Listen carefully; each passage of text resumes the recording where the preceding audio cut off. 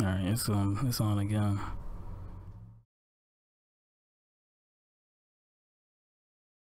All right, we are back on. I'm not sure what happened here. We lost the internet connection, the hard line internet connection. I'm not sure what's going on there. I don't know why the hard line internet connection is off, but Wi-Fi is on. The thing I can think is that the cord got pulled out. But anyway, we're back on. Where were we at? We don't. What's the last thing y'all heard? We were talking about Cenk Ugyur.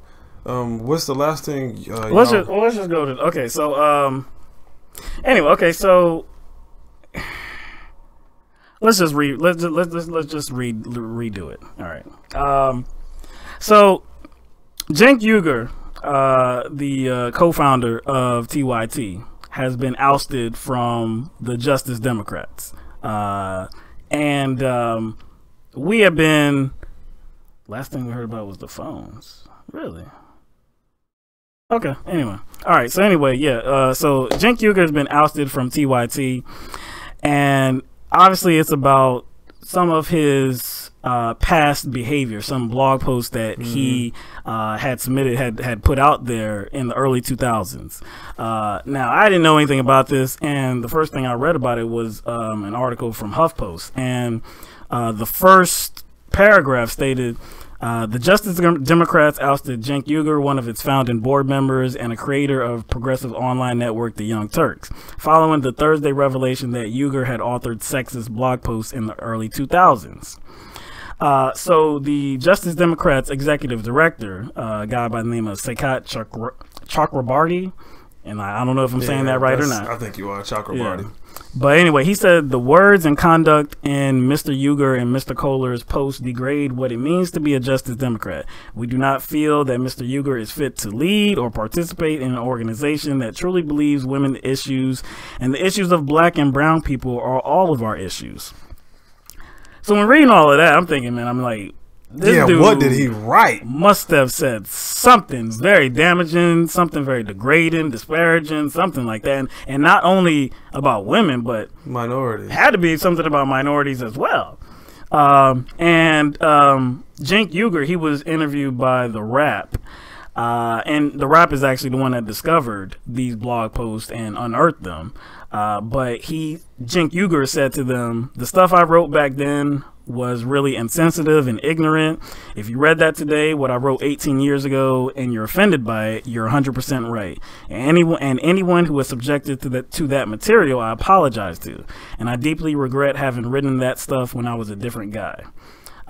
So he began talking about how at the time he was still a conservative Republican, and he's not the same guy because some years after that he switched his political views and now he's progressive. He talks about that all the time. If you follow TYT from the beginning, you know he always makes light of the fact that he was more conservative back in the day. He was a Republican, and he sometimes pokes fun at himself for some of the things he used to say and think, and it's actually some of the stuff that was in those blogs he would make light of, like occasionally during TYT. He would, like his TYT segments.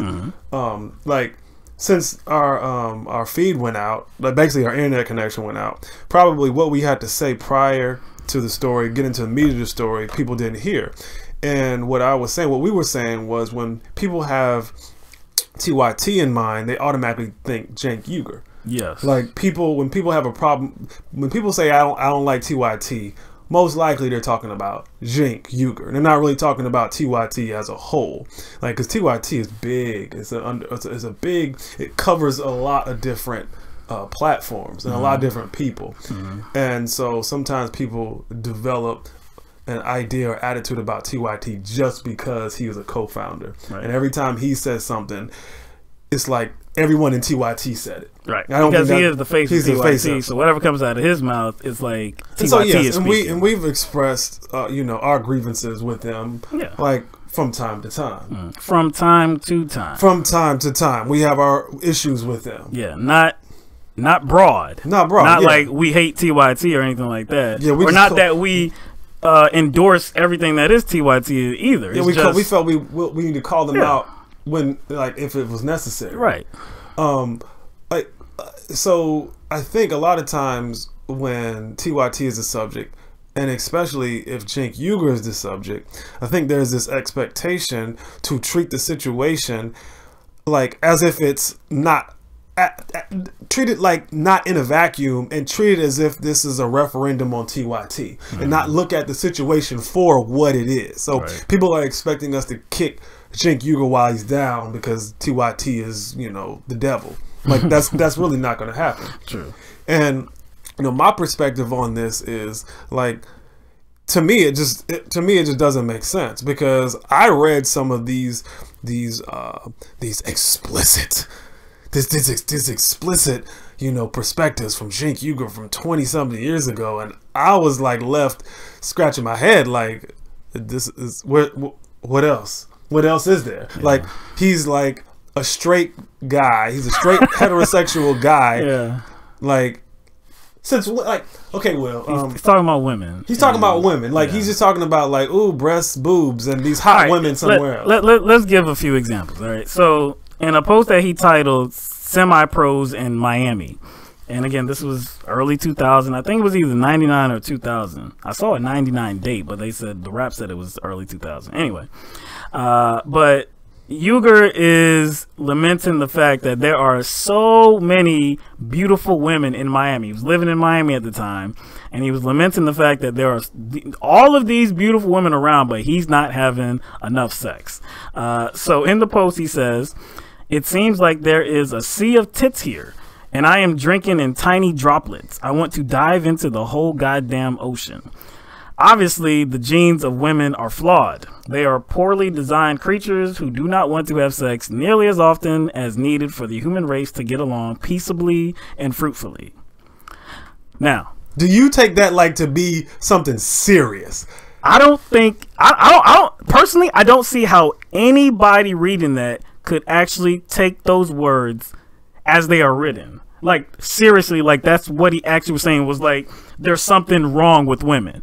Obviously, he said that in jest. Like, obviously, he's saying that, man, like, look, I need to get some. I'm trying to, you know, get with these women, but something's wrong with them. Something's got to be wrong with them, because nothing wrong with me. Yeah, yeah. So that's what he's saying.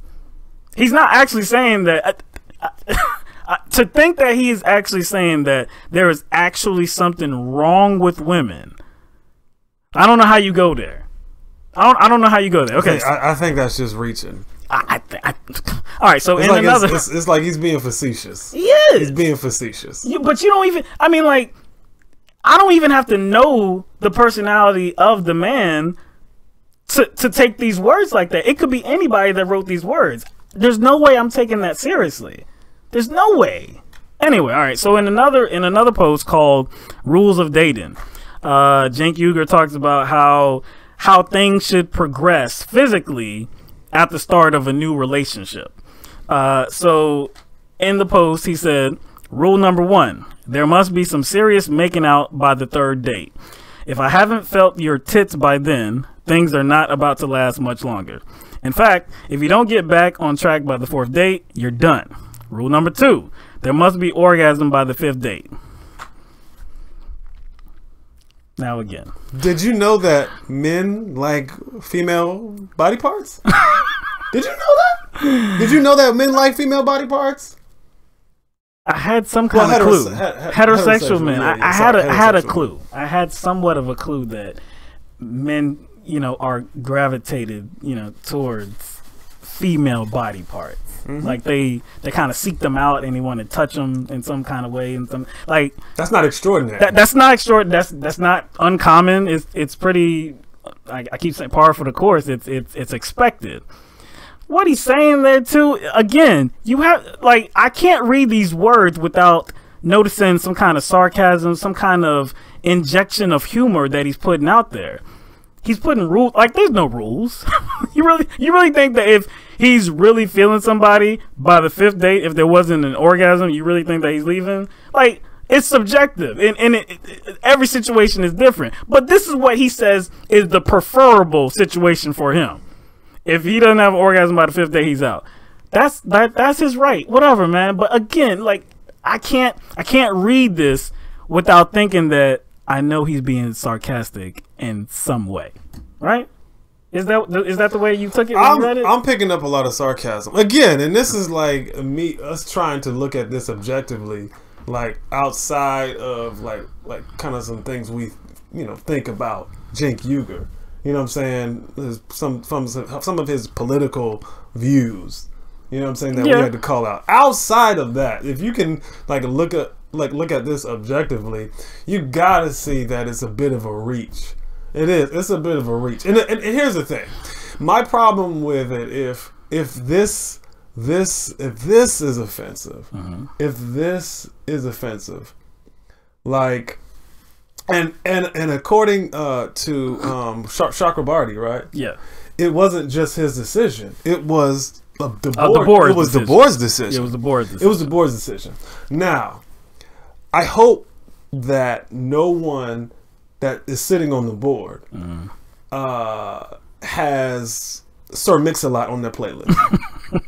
I really hope so, because they would be mad hypocrites. I hope they don't have, let's say, Miss New Booty on their playlist. They can't. Or even an older song, since this happened 18 years ago, let's say an older song like Brick House by the Commodores. She's a brick, hot, she's mighty, letting it all hang out. I hope none of them have that song on their playlist, otherwise they be hypocrites. Because if what Cenk Uygur said is offensive, all those songs are offensive too. Because essentially they're talking about women's butts, how big they are, women's bodies in a way. But that in and of itself, men expressing themselves about them liking a body part of a woman, in and itself, that's not sexist. Now, it may become a bit misogynistic if you start to address women interpersonally like that, against their will, and it becomes something that's not acceptable to them. And if you start addressing women, I'm not even talking about just in the workplace, but just in general, if you start to talk to women with that, then it becomes a offensive. Problem. Yeah, it's an offensive, it's misogynistic, it's sexist. That's a problem. But from what I read, to put it in perspective, let's say a comedian said these things. Is anybody saying anything about it? Is anybody offended? Anything. Because I've heard so much worse from comedians, and nobody has said not one damn word at all.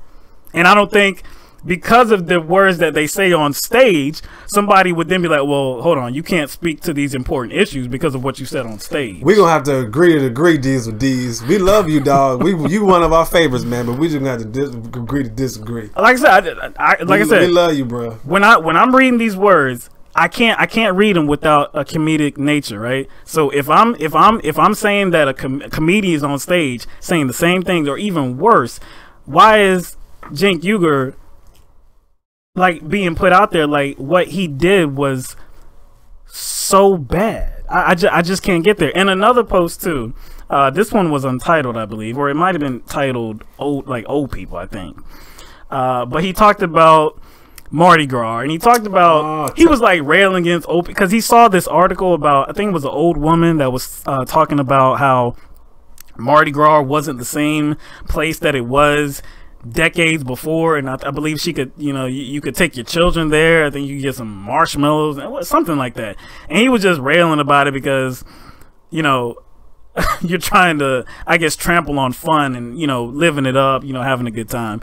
He said, I had one of the best nights of my life at Mardi Gras. I kissed over 23 different women, saw and felt countless breasts, and was in a wonderful drunken stupor thanks to my friend John Daniels, of course, Jack Daniels.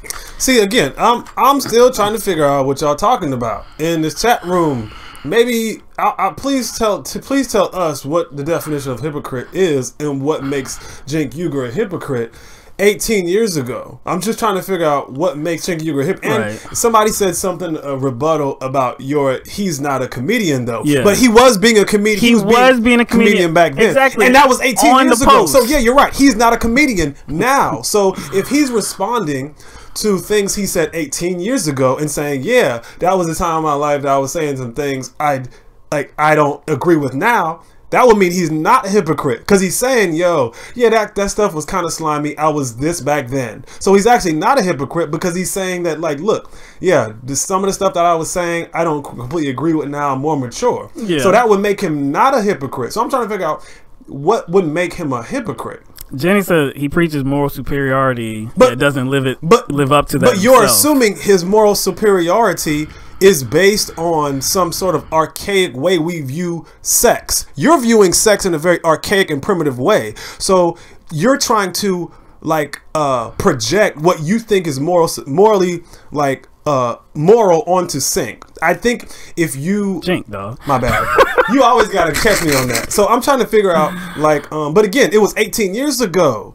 That's the point we're trying to make. So if he's, like you said, preaching moral superiority, and he's actually talking against what he did 18 years ago, talking against himself, by definition, that doesn't make him a hypocrite if he's talking against himself. That's all I'm trying to say. If you're saying he's preaching moral superiority, which I don't ever see, I think you're projecting that into this. I don't really ever see him preaching this moral superiority. I don't know what you're talking about. I think you're projecting that onto him. All I know is that the words that I saw from Cenk are not uncommon. Like, they are less than what, say, Donald Trump said when he was caught on that microphone. The Access Hollywood video is very much less than that, because what Trump was talking about was assault. If he actually did it, that was assault. But see, I don't think people in the chat care about that. They care about Cenk Uygur somehow being a moral authority, which I've never seen him establish himself as. That's the thing. You have to show me where he established himself as some sort of, in particular about those things. You have to show me that. You see what I'm saying? That's all I'm saying. If you can't show me where he established himself as the moral authority on this particular issue.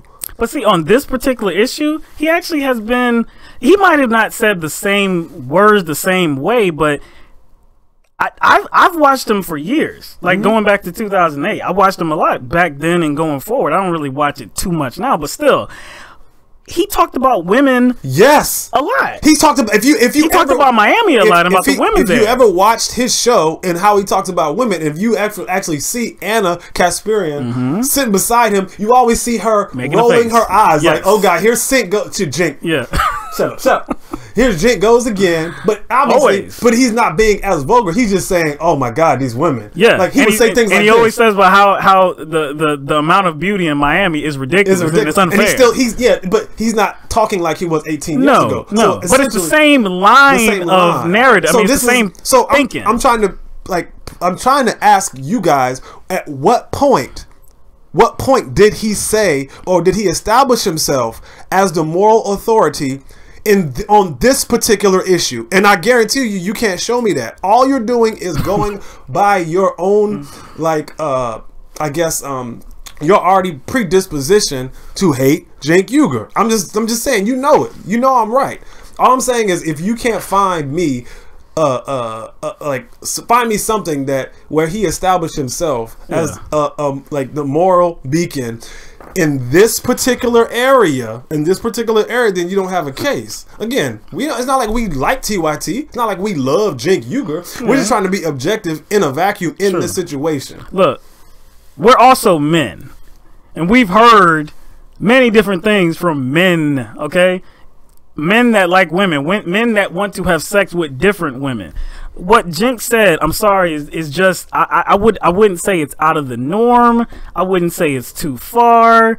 I mean, he was being comedic. I don't think anybody can deny that he was adding some kind of comedic nature to his words. Now, if you don't like that kind of comedy, if you don't like those words, if you don't like a man trying to, I guess, go after as many women as he can and hear about his exploits and his pursuits, that's understandable. See, but to say that he went too far and like he was offensive and he was sexist and. See, that's the thing. Like, Jenny, like, I think like that you're being vague. You say SJW moral superiority. I already said what the parameters were. I don't. That's general. That's too vague when you say he preaches SJW moral superiority. Again, but what is that? That's not definitive. You know what I'm saying? And again, I don't think talking about a woman's body parts in like by itself is sexism. Sorry, I just don't think so. Because if it was, it would be the other way around too. Because I hear it all the time coming from women. Like talking about men, their body parts, what they like about them. The men here are fine. The men here are cute. They have this, they have that. If it's sexist to talk about women just like that, then it will be sexist the other way around. That's what I'm trying to say. That's all I'm trying to say. Like Jenny says, well, he talks like that currently. And I'm like, yeah, he talks about how beautiful women are and how he likes women. But not to the extent not sexist. Of these I'm words. sorry. No. I can't roll with you on that. Let's move on though, because this maybe at the end of the show, you know, we'll have some time and we'll open up the phone line too.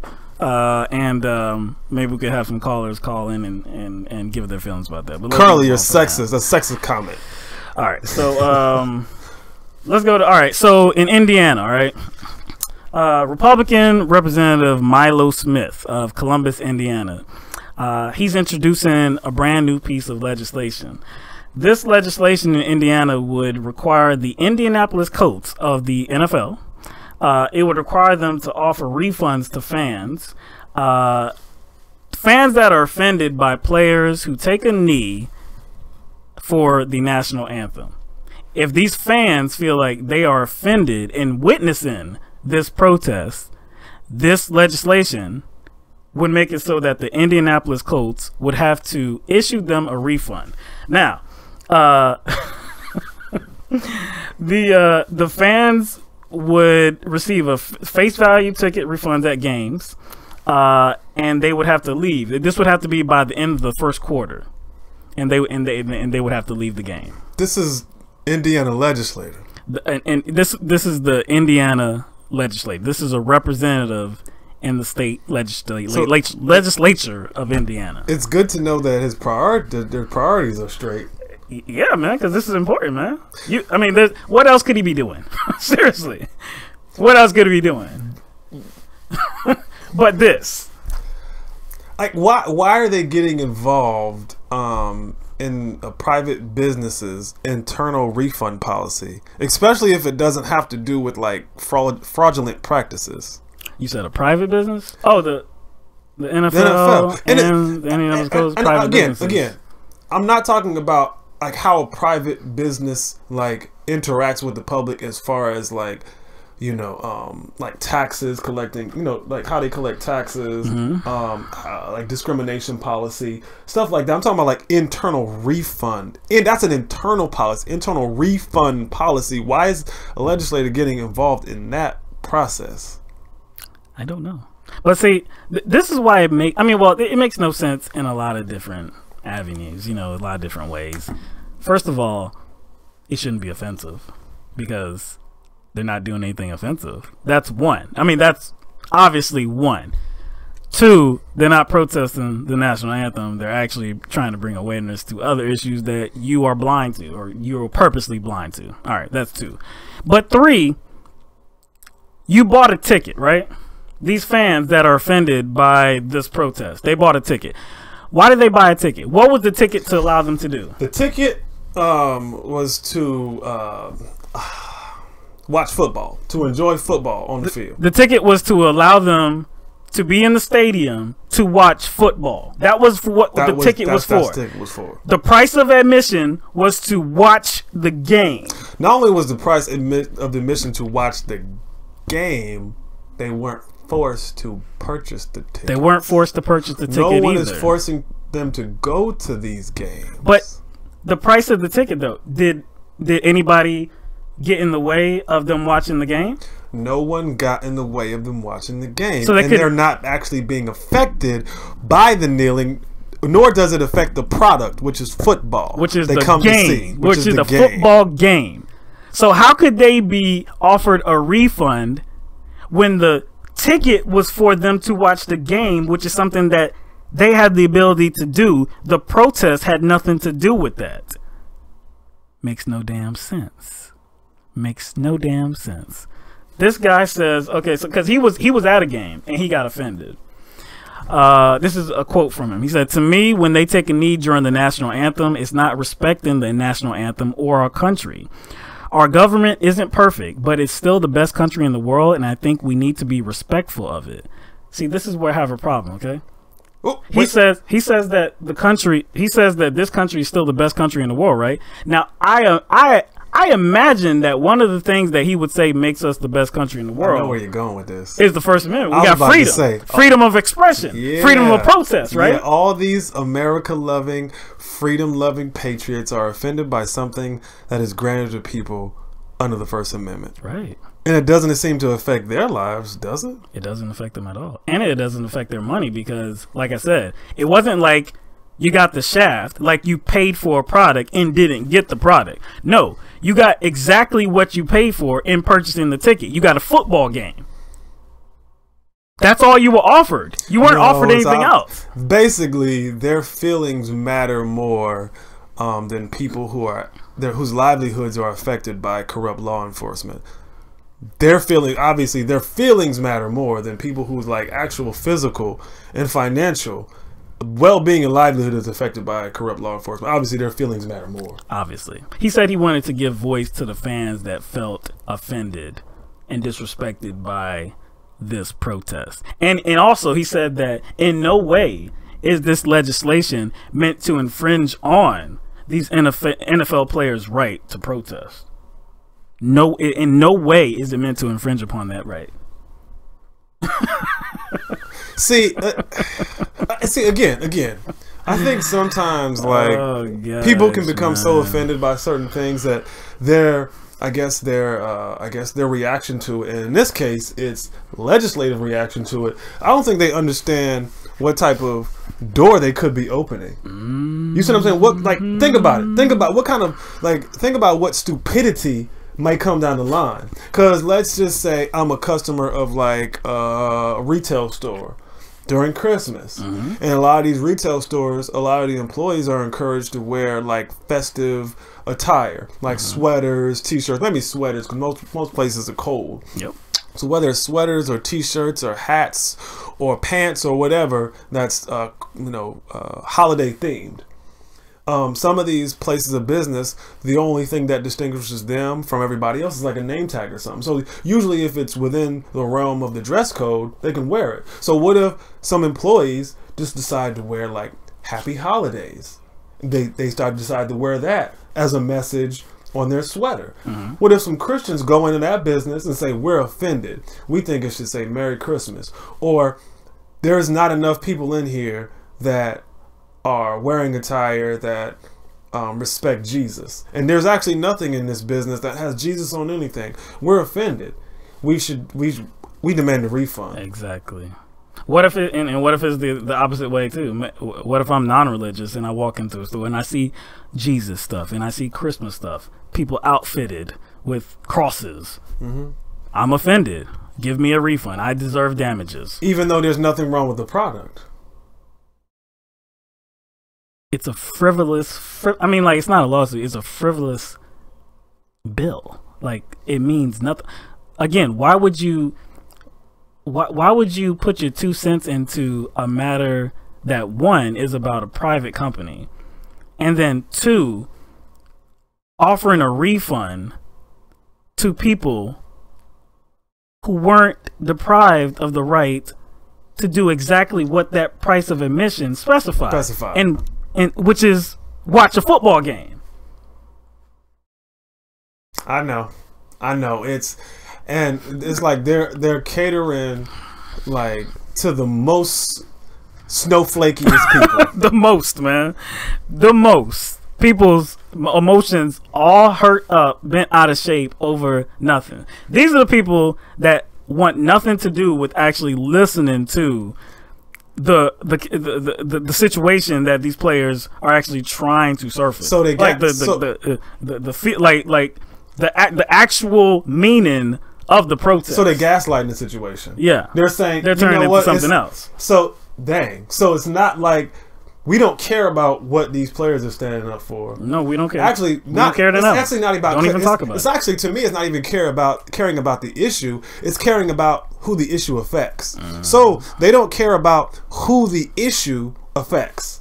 but they do care about their feelings. They don't even care about the issue. Don't even talk about. They don't care about the issue. They don't care about who the issue affects or may affect, or they don't care about listening, but they do care about their feelings. That's it. To them, kneeling for whatever, like the whatever, is empty. They don't care what the whatever is. They don't care that they're actually trying to bring awareness to whatever issue is out there, whatever issue's on their mind. They don't care what the actual issue is. All they are going to see, like, their thought process goes as far as witnessing them on the field taking a knee during the playing of the national anthem. That's as far as they're going. They're not going to try to understand why this is happening. No. You're doing it. It's wrong. I'm offended. Give me a damn refund. Even though I'm able to watch the game. Which is what the price of admission is for. And you know what's so funny? Again, what if I'm just like, what if I'm a Puritan and I go there to watch football and I'm offended by the short skirts of cheerleaders? I don't like these women running around half naked, kicking their legs Well, damn it, you're entitled to a refund. I'm entitled to a refund. You see what I'm saying? Yeah, it's stupid, man.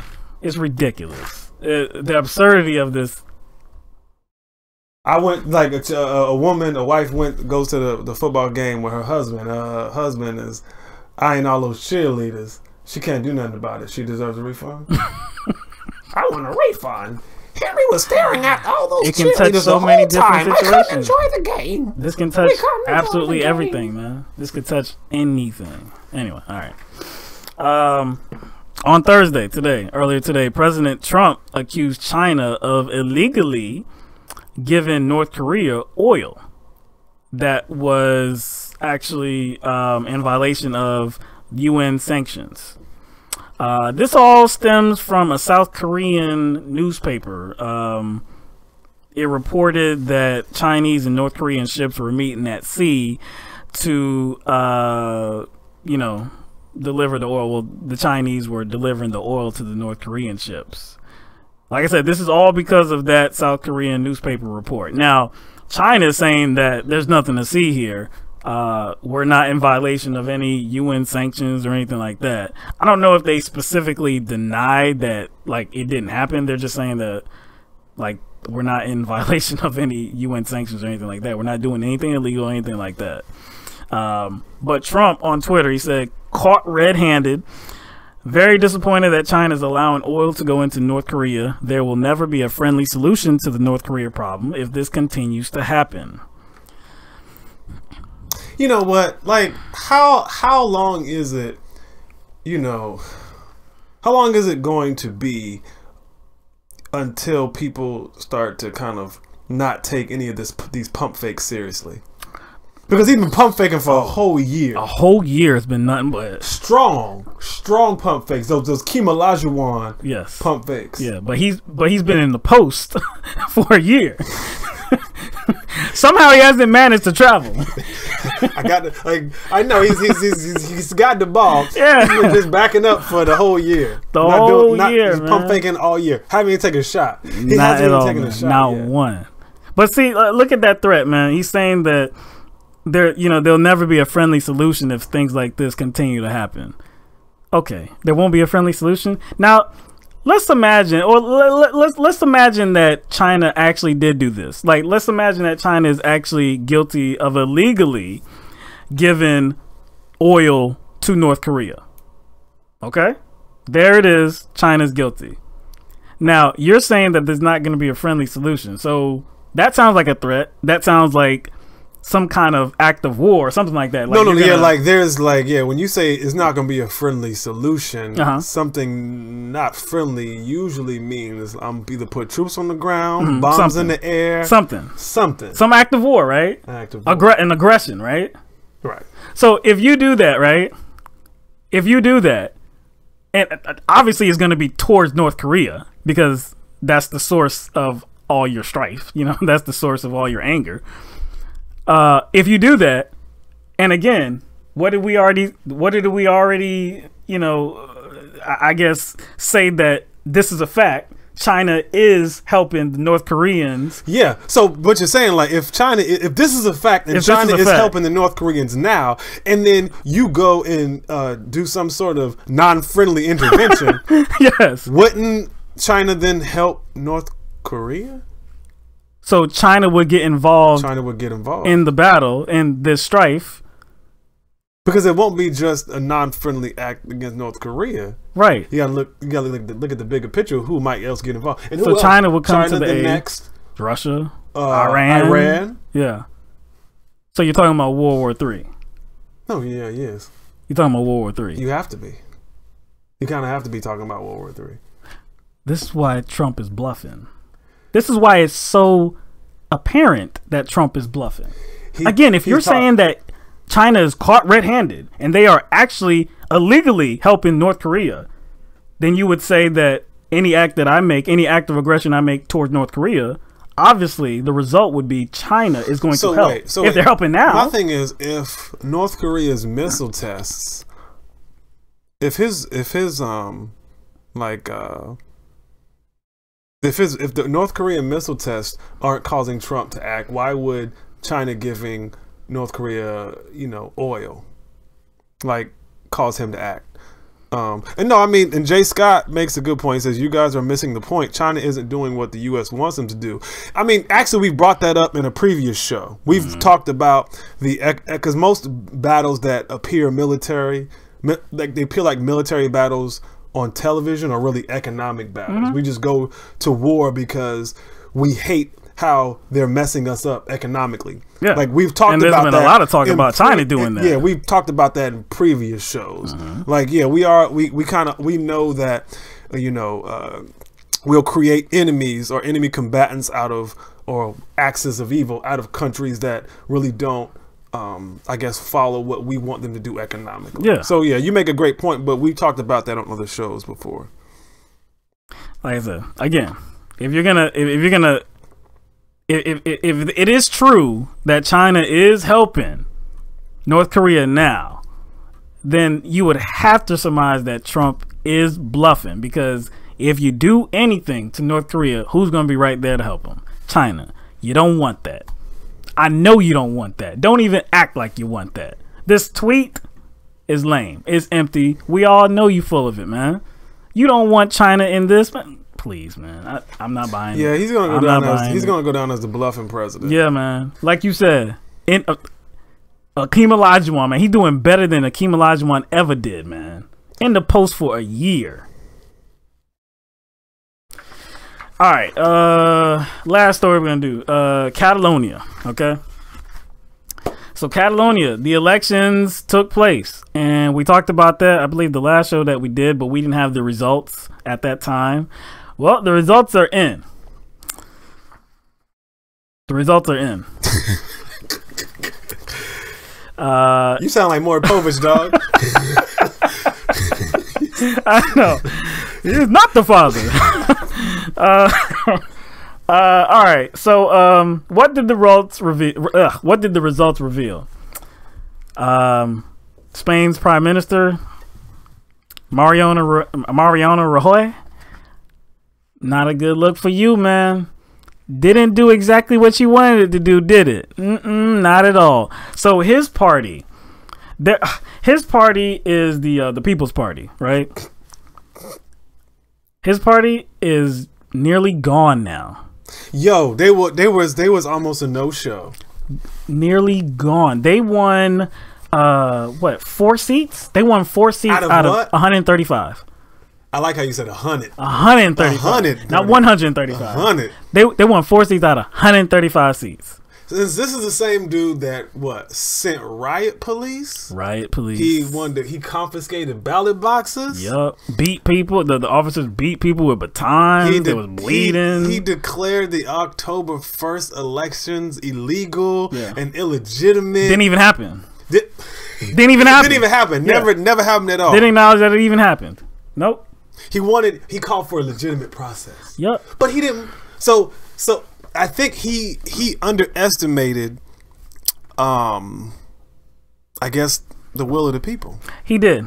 And assumed the elections weren't genuine. Yeah. And so he wanted to have a legitimate process. Because he wanted a whole new parliament in Catalonia. So again, that was the whole reason for this vote. There was the whole reason for this election, because who was in charge before? That was a separatist party, and they were trying to, they were trying to separate from Spain, and they didn't want that. And they were like, hey, you know what? We're suspending your autonomy. We're going to hold new elections. We're going to get a new parliament in here, and everything's going to be great again. And then you won 4 seats out of 135. Now, his opposition on the right, which is the Ciudadanos Party. I don't know if I said that right or whatever. But anyway, they won 36 seats. Okay? So they won even more than the People's Party. Okay? So that's a bad look too. But you know who won the majority? The 3 different separatist parties. They won, let's see, with close to 48% of the votes, with nearly an 80% turnout. Yeah. They won, I believe, 70 seats. See, he was hoping that those pro-independence parties wouldn't get enough votes to secure a majority. And then that would have given his independence stance, like, I guess, more leverage. It would have given his stance more leverage, but since that didn't happen, now he's looking like Boo Boo the Fool. He is looking straight stupid now, man.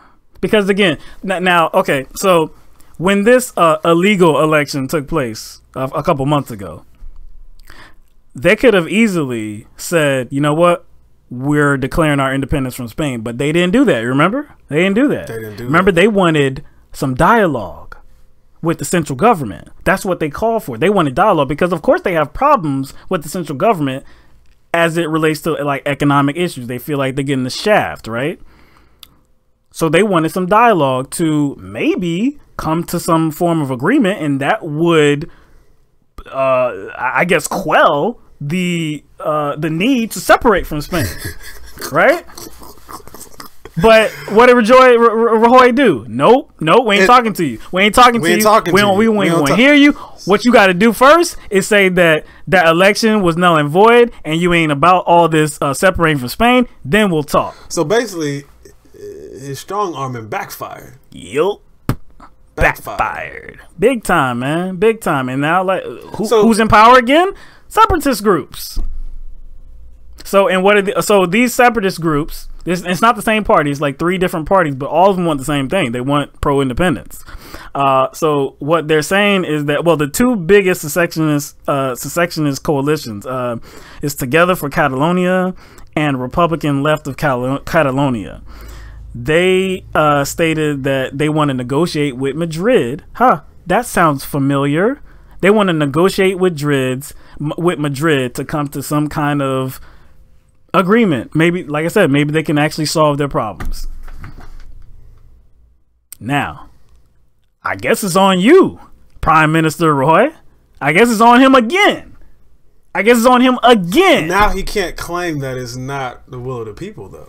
He can't claim that. So that was kind of his that was the only card he had. Because, okay, so the vote that they had, I think was October 1st. No, you're right. Yeah, okay. October 1st. So the vote that they had then, I guess the feeling was that, look, I think it was like only 43% turnout, but then you have to take into account that a lot of ballots were taken, and a lot of people didn't get to vote. He created that lack of turnout. Yeah, exactly. He created that whole situation.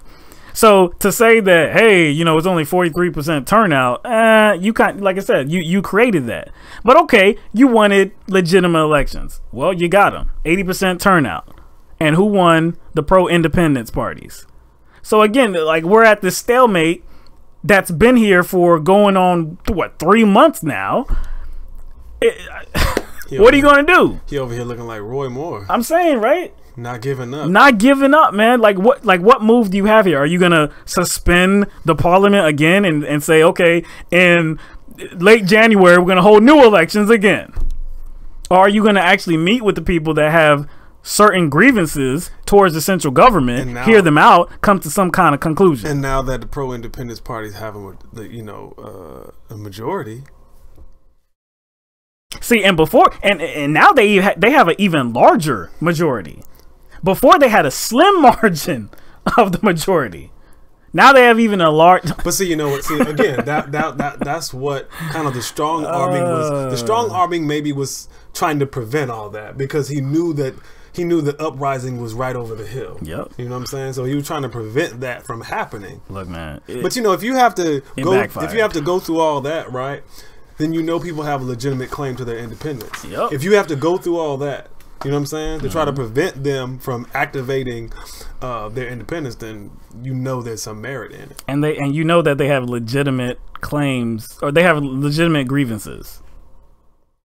Like yes. they need to be heard, but you don't want to hear nothing. Yeah, for him to have go overboard like that, you knew there was something that he was kind of keeping under the rug. You know what I'm saying? Maybe, you know, the central government would have to kind of, I guess, make a better situation for Catalonia. But that might be to the detriment of the central government, though. Economically. Yeah. So some very important people might be losing something. That's really the only reason why he would issue strong arm tactics. You know what I'm saying? Didn't work, man. Because the very important people might lose out. Didn't work. So again, like I said, we're at a stalemate. I don't know what's going to happen. Like we said, the pro-independence groups are calling for negotiation. They're calling for dialogue. Is Prime Minister Rajoy actually going to say, okay, we can talk? Or is he going to keep digging in his heels like Roy Moore and saying that, look, hey, you know, we're going to have another vote. If they actually hold another election, man, that would be the weakest move I think I can imagine. Be a bitch move. That be a bitch move. Yes. We'll see, man. Like I said, this thing isn't over. It did not go Rajoy's way. He lost power. Could you imagine that? He's the one that called for the new election. You're not supposed to lose power after you strong arm like that. Exactly, man. You the one that set this election up and you lost power. That's crazy. That's crazy, man. Anyway, all right. So we've come to the end of the show. Now, you know, I think we will be able to take calls. I believe. Let me, you know what? I don't think I need to go there right there. Let's see. Yeah, I'm just trying to, damn, I gotta sign into this thing. Yeah. So yeah, hope we're gonna try to test out this new call-in feature. So you know what I'm saying? So people can call in finally after like a couple weeks. But you know. I know, right? But all right. We rather sometimes we you know. What in the world? It's like some. All right, hold on. Let's see. You know what? I think it's right here. Actually, right. I think I got it in the description. Yeah, 933. Yes, Jose. We do have a Patreon account. We do have a Patreon. Yeah, it's yeah. We like we kind of encourage people to call in, but I'd rather people call in that may have a disagreement. You know what I'm saying? Rather than somebody who just calling in to coattail on something that they agree with us about. Because sometimes context can be lost in the comment section.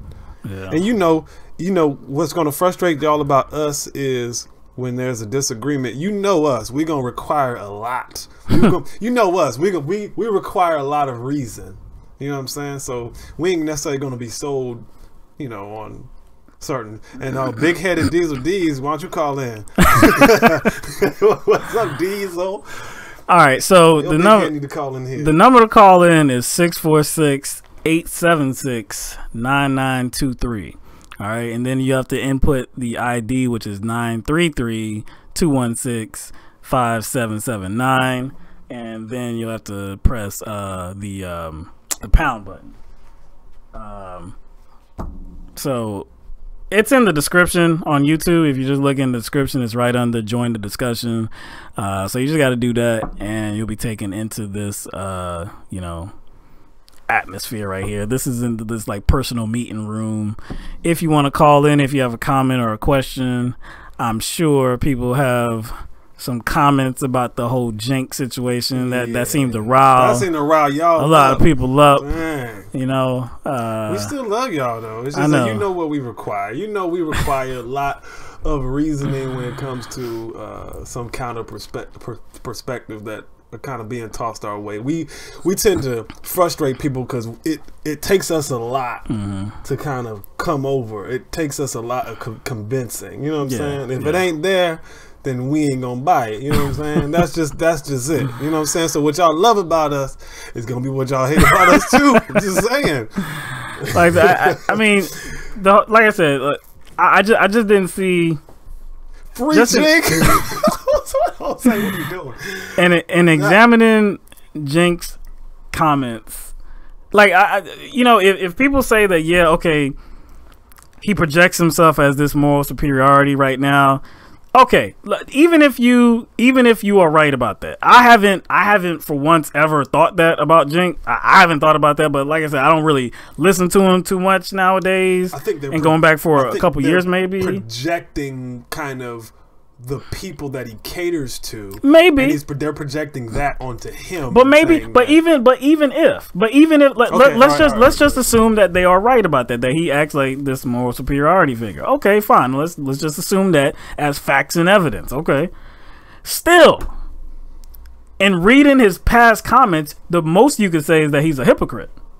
I would think the most you could say is that he's a hypocrite. Look at his past behavior. I think that's as far as you could take it. But even that's reaching. It is reaching because then you can't say that he's the same person. So that's why it would be reaching. Because you're saying, yeah, exactly. You don't. I mean, like, people evolve. I mean, like, and he denounced what he said. You know what I'm saying? So it's like I said, I can't get there. Like I said, I've heard much worse that I didn't even think was offensive. This wasn't even as far as like the line. He didn't. I don't think he even approached the line. Like I said, it was. But I still think y'all reaching, Jenny. Yeah. Okay. All right. I mean, if people think he's a hypocrite, if people think he's a hypocrite, that's fine with me. Like I said, maybe they know more about his current language than I do. You see, maybe Will's been too generous. Right? I'm just saying. I'm just saying you're being too generous.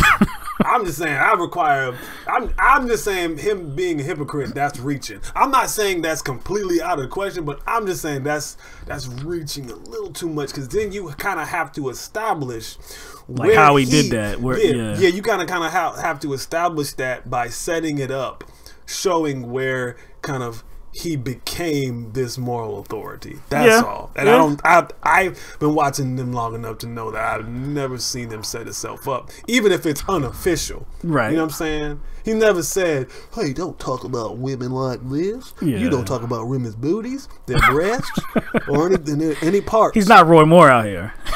See? You know what I'm saying? You already know where I was going. He's not Roy Moore. Yeah. You just don't do that. That's disrespectful. You don't talk about any of that. I can tell you how I feel. Sing about hymns. How kind of sing it. You still stupid. As a loser, we'll get together. Oh man, we have to do a video mashup then. But see, you be doing a video mashup of what he currently is. That's true. Yeah. Like I said, I mean, it is still reaching a little bit because he doesn't have to be the same person.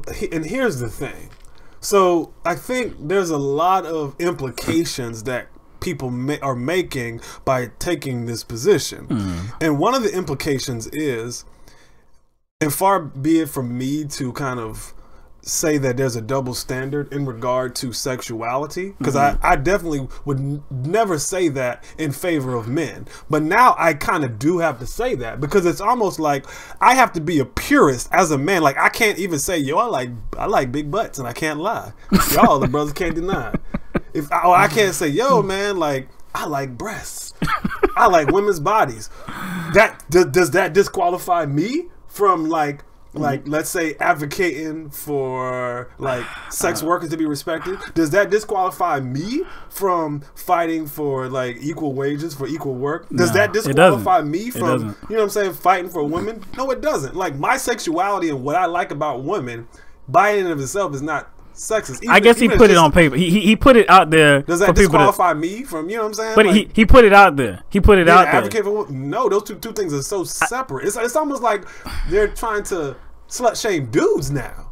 It's almost like they're trying to get dudes to be purists in how they view sexuality. See, Marsha said, I think he's just a horn dog from the get go. I don't think she's saying like should be reprimanded so much like right now. That's the way I feel. I think that's accurate. I think that is accurate. That's accurate. Like if he's a horn dog, then he's a horn dog. There's many people out there like that want women or men and will gravitate towards them and try to get as much as they can. I don't think that's sexist behavior though. I don't think that disqualifies you from leading or being like a prominent figure for advocating for certain groups of people or anything like that. If we're trying to kind of balance out these talks about sexuality and the message towards us as men, and especially and how we view women and their sexuality, is to be like, women could kind of do what they want, and they should be able to do what they want without being judged, and it shouldn't disqualify them for anything. Then shouldn't it be the same for men? You know what I'm saying? And how they, how they engage in their sexuality and how they express themselves in their sexuality. Shouldn't the same be true for men too? That's all I'm saying. We got to be balanced here. You know what I'm saying? Like that, I've heard much worse, man. I'm not a woman, but he's still a brotard. Yo, is that like, that's kind of like but see, even if you say that he is, like, I mean, brotard, hypocrite, all that, should he have been expelled from Justice Democrats because of what he said 18, 20 years ago or anything? Like, should that have been the case? Yo, like, was it such disgusting language I hope that nobody has any video of me singing Yin Yang Twin songs? Yo, they better not have no video of you in the club dancing to Get Low. You remember Get Low, right? I loved it when that song came on. They go, oh, chicks on the floor, dog. Oh, I think it's like we're I don't know. Like if people act, like I said, if you're just trying to draw the link to him being a hypocrite, okay, fine, go have at it. But if you're saying that like what he actually said was so offensive and sexist and like he should have been expelled from Justice Democrats, then I think you're being too much of a purist at that point. Yes. Way too much of a purist. Too much, man. Because like you said, heterosexual males do like women, right? And do like female body parts, right? And like, I don't know, man. She said, Teresa says I sang it on one of the Facebook shows. Oh man, I've been outed. Skeet so much they call it Billy Ocean. I don't know. No, I see D's of D's trying to get somebody else to call. Why don't you call? Trying to get Jay Scott, right? Done fulfilled his. I'm sure people. Yeah, his quota, man. He been calling all the time. Yeah. Diesel. I'm sure people got something to say about this. It's you up. But bro. We don't see anybody calling in. I know it's a new format. You know, you gotta input 2 different numbers. But okay, Jenny Lynn. See, now you making good points, Jenny. Now you making good points. Finally. What she said? He should have been removed from JD for the conflict of interest. Okay. Yeah. See, I can feel that. Yeah. See, I can feel that. Yeah. But not for this. He said we got him on hold. We do. We got you on hold. Do we got you on hold? Oh, hold on. Okay, so somebody. Okay. Let's see. Big headed Diesel D's.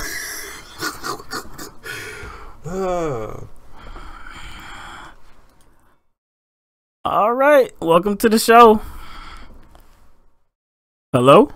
Hold on. You know what? There you go. Hello. Can you hear us? Yeah. Yeah. What's going on? What's up, Michael Will? What's up, man? Who is this, man? Let everybody know who you are. Baby. You called. I answered the call. That's what's up, man. I gotta respect you for that. This mug right here, Diesel D's, he don't take no prisoners. He doesn't give anybody no leeway. No, he doesn't. He said, I ain't trying to hear it. Cenk and TYT is whack, so everything they do is whack all the time, no matter what. Well, that's true. They are whack, but but Mike killed it. No, what Mike said is right. I don't have a problem with what he said. I mean, everybody says stupid shit. I said tons of dumb shit like that. You know, I got a problem with that. but it's a hypocrisy thing. And Mike just, said, if you're gonna, if the hypocrisy thing is, I might have said stupid shit like that and offensive stuff, of course, but I'm not on this, talking down to people and criticizing people for doing the same things that I do. That's my point. That's my problem. Don't be a hypocrite, bro. If you're gonna be talking shit, okay, be sure you can back it up. Don't be talking shit about other people that what they said was offensive or horrible. If you haven't done the same thing, that's my whole point.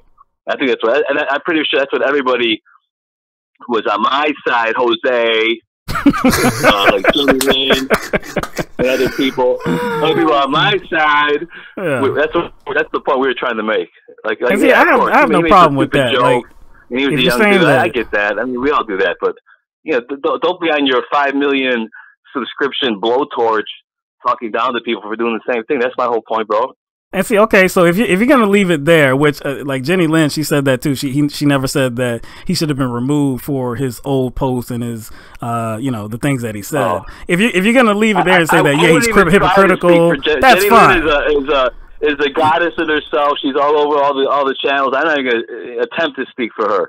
You got to get her on to call him the blowtorch. Well, no, I saw the comment she put on there. So yeah, she says that too. If, like I said, if you're gonna leave it there, that's fine. But like, if people are saying that like what he actually said back then is an indictment on his character, and now he can't be some figure, but I think that's going way too far. Though the Redskins comment, come on, bro.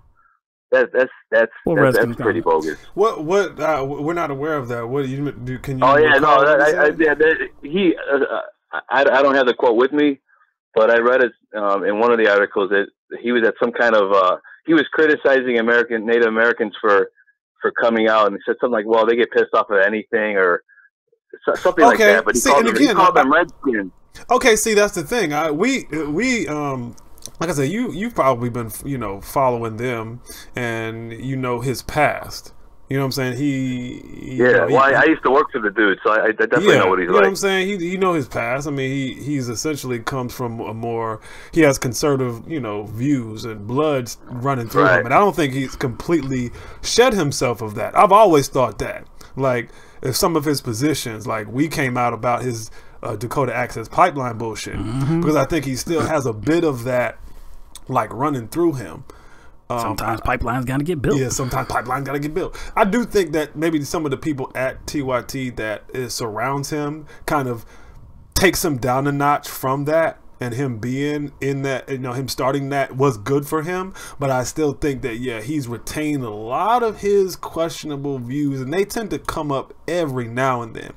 I'm just maybe willing, more so than y'all, to kind of give him the benefit of the doubt. Some of y'all just take no prisoners. I'm just like trying to be a little more like have a little more broader view and taking everything into account based on who I know he was and who he admits he was, like his self. You know what I'm saying? So I mean, we feel where y'all coming from. It's just that I guess my vantage point covers a longer stretch of time. You know what I'm saying? But yeah, I didn't particularly see that Redskins comment though. So I have to look at that and see see exactly what he said, but I didn't see that. But anyway, thank you for calling Diesel D's. Yeah, man, it's about damn time. Giving us your opinion, man. All right, nobody else is in here right now. No. Yeah. So I mean, well, yeah, he explained his position, and I mean, like I said, if that's the position of most of you, or all of you, like I said, I mean that's your right to have that opinion. Like I said, I don't have that opinion because I guess I've never seen that. I've never felt that way about him. Like that he did come off like some kind of moral super. I just never felt that. But like I said, I haven't been watching him for a very long time. So that's what I'm saying. Like I don't follow him that close. I don't follow him as closely as I used to. And even when I did follow TYT, it wasn't because of Cenk Ugyur. Yeah. It wasn't because of Cenk Ugyur at all. No. You know what I'm saying? Heck no. You know what I'm saying? Yo, Diesel, we didn't cut you off, man. We just saw that you were gone, man. So yeah. I don't know what happened. Yeah, no, and like it's like in a queue, and you weren't there anymore. Yeah, you just disappeared. So, you just disappeared. I don't know whether there was like a time limit on the call or whatnot, but yeah, you were gone, man. Yeah, maybe there is. I don't know. I wouldn't think so, but whatever. Thanks for calling in anyway, man.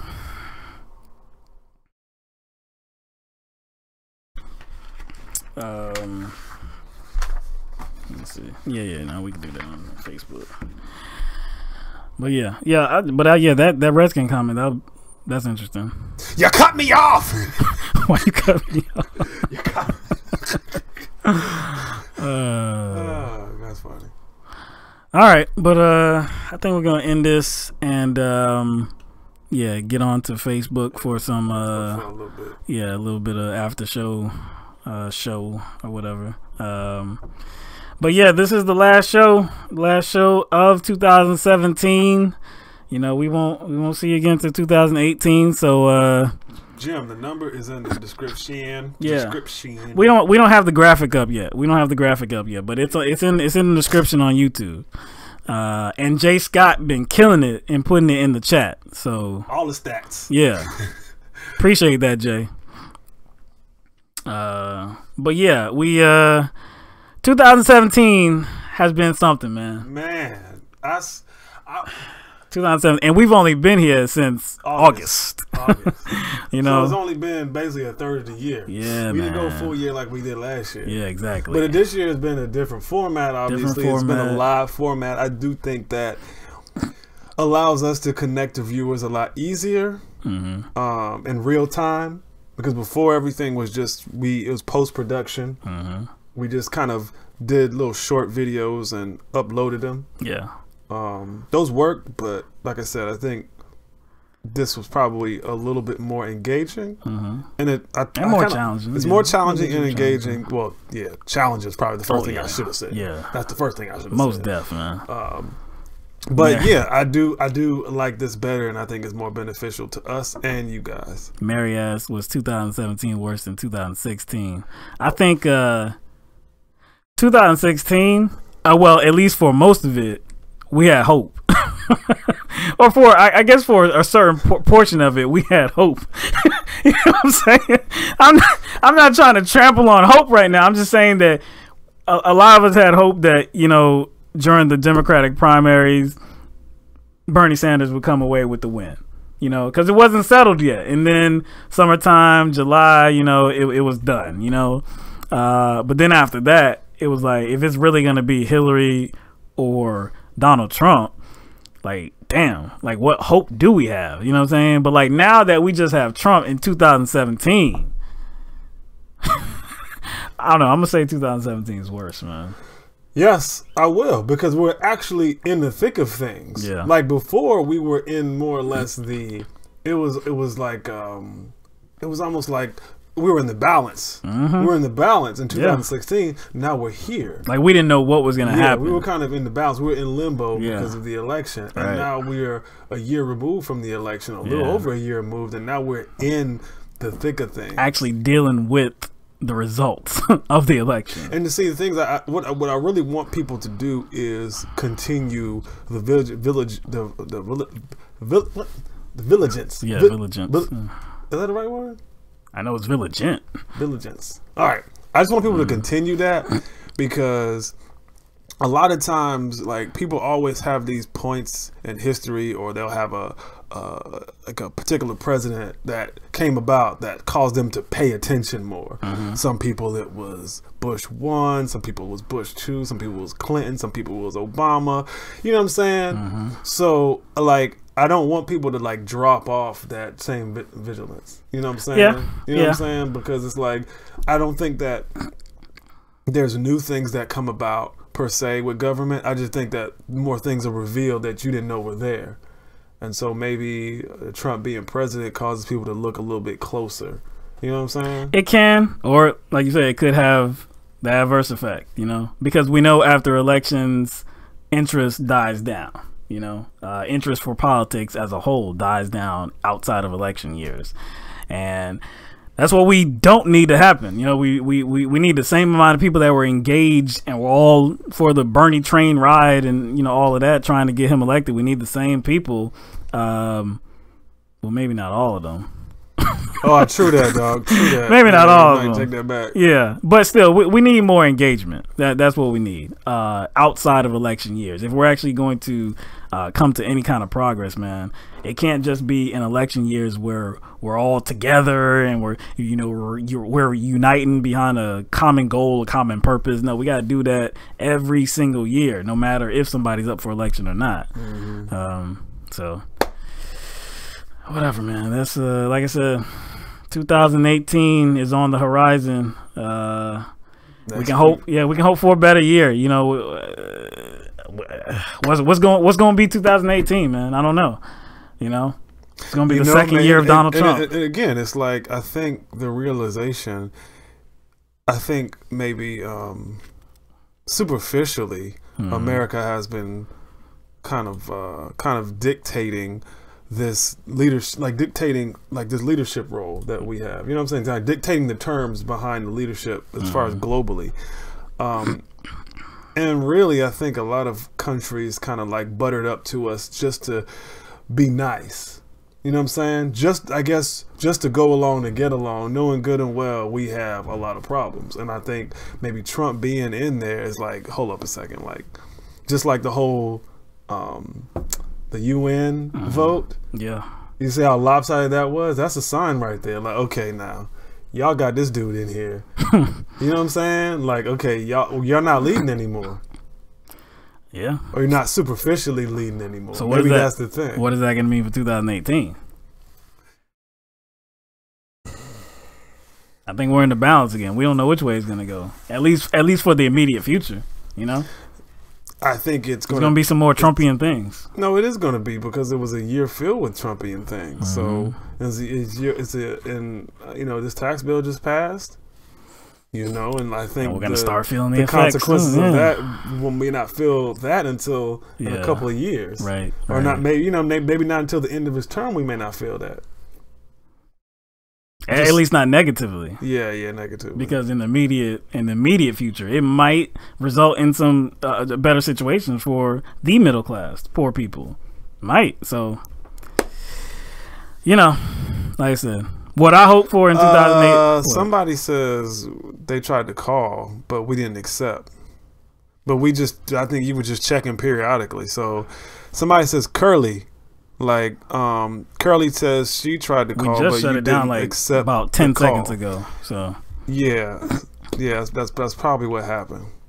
But anyway, what I hope for in 2018 is just that we just continue pressing on, man. That's what I want for 2018. We continue to grow the audience, improve this show, and that's it, man. Try to open some eyes. Talk about real issues and not go too far left field like some progressives have gone. Not naming any names. Maybe I'll name some names on Facebook. But you said progressives. I don't know if you can call. I say in name only. Yeah, I say in name only. A lot of people have gone left field because maybe talking about real issues doesn't get them views, so they've elected to go extreme. You know what I'm saying? Extreme right. Yeah. I would say kind of like revealing their kind of that loose support for Trump. You know what I'm saying? You know what I'm saying? You know what I'm saying? Something like that. Yeah, something like that. But But yeah, we appreciate you being with us for 2017. Like I said, the time that we have been here. I know we had about 8 months that we weren't here, but for everybody that has stayed with us,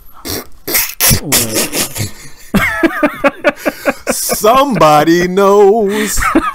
Yo, we didn't even say nothing really. So for my man Jay Scott to say that, he knows. We were being very, very vague. Very vague.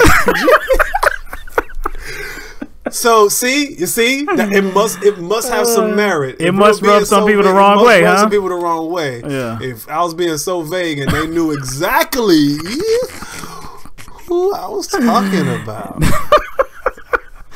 That's funny, dude. That's funny, y'all. Man. Y'all crazy. But man. y'all got that hint, that clue. But anyway, yeah, we appreciate everybody that's been here with us for 2016 and for this year. I know 2017. Yeah. And we'll have more in 2018. A lot more, because we don't plan to take no extended breaks like we did last year. So yeah, we just appreciate everything that you give to us, everything that you do for us, and yeah, we'll just keep it moving. Yeah. So everybody have a good weekend, have a good New Year's Eve, have a good New Year's, and yeah, we'll see you in 2018. Let the madness begin.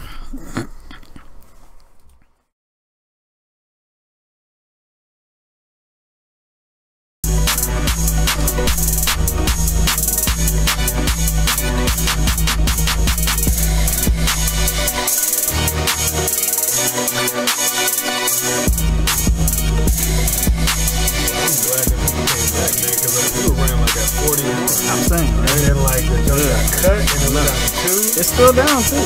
I'm telling you, that jump somebody must have somebody must have